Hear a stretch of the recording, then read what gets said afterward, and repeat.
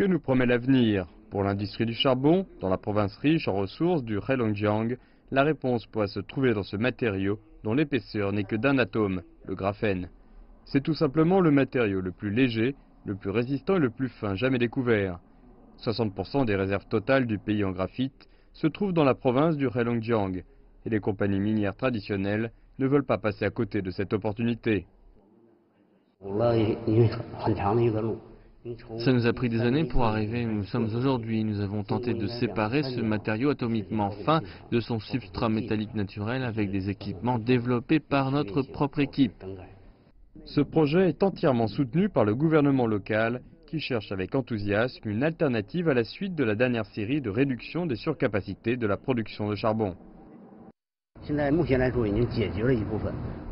Le commerce du graphène a déjà absorbé une partie de la main-d'œuvre qui avait été licenciée du secteur de l'extraction du charbon. Le potentiel sera immense une fois que les industries du graphène en aval seront prêtes.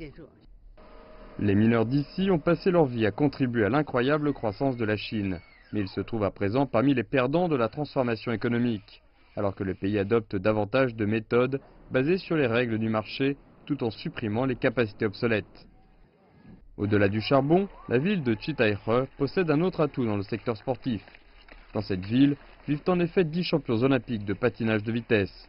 Les gens sont souvent curieux de savoir pourquoi les enfants de mineurs sont aussi doués sur la glace. Notre modèle de culture de talent est d'encourager tous les enfants de la ville à participer à ce sport sans que cela ne dérange leurs études.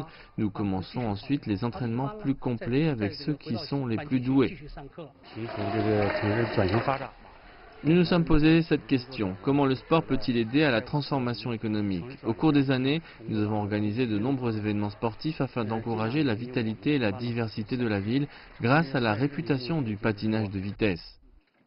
Alors que l'excédent de capacité a pesé sur les performances économiques globales de la Chine, la réduction de la surcapacité se trouve tout en haut de l'agenda des réformes.